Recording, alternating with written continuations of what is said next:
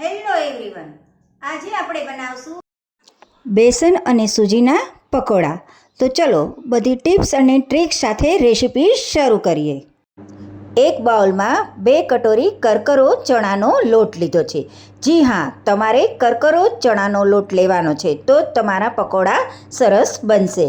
હવે તેમાં પા વાટકી જેટલો રવો ઉમેરીશ. રવો ઉમેરવાથી તમારા પકોડા ક્રિસ્પી બનશે.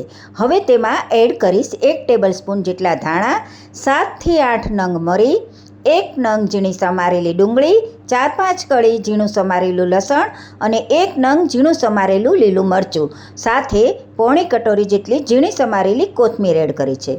હવે સ્વાદ અનુસાર મીઠું એડ કરીશ. સાથે 1 ટીસ્પૂન જેટલી ખાંડ એડ કરીશ. 1/2 ટીસ્પૂન જેટલી હળદર એડ કરીશ અને 1 ટીસ્પૂન જેટલું લાલ મરચું પાવડર એડ કરીશ. 1 ટીસ્પૂન જેટલું ધાણા જીરું એડ કરશું અને 1/2 ટીસ્પૂન જેટલો ગરમ મસાલો એડ કરશું. સાથે 1/2 ટીસ્પૂન જેટલી હિંગ એડ કરીશું અને 1 નાની કટોરી દહીં એડ કરીશું. દહીં એડ કરવાથી પકોડાનો ટેસ્ટ સરસ લાગશે. આ બધી ટિપ્સ અને ટ્રિક્સથી જો તમે પકોડા બનાવશો તો તમારા પકોડા સરસ બનશે. હવે થોડું થોડું પાણી એડ કરી હું તેનું એક બેટર તૈયાર કરીશ. બેટર તમારે એક જ ડાયરેક્શનમાં હલાવવાનું છે તો પકોડાનો ટેસ્ટ વધારે સરસ આવશે અને પકોડા ફ્લફી બનશે. 10 મિનિટ બેટરને રેસ્ટ આપ્યા બાદ તેમાં ગરમ તેલ એડ કરીશું. ગરમ તેલ મેં અત્યારે 2 ટીસ્પૂન જેટલું લીધું છે અને તેને એક જ ડાયરેક્શનમાં હલાવી લઈશું. તેલને મેં ગરમ કરવા રાખી દીધું છે. પકોડામાં વધારે તેલ ન આવે એટલે એમાં 1/2 ટીસ્પૂન જેટલું મીઠું એડ કરીશું. જરૂરથી આ ટ્રીક ફોલો કરજો.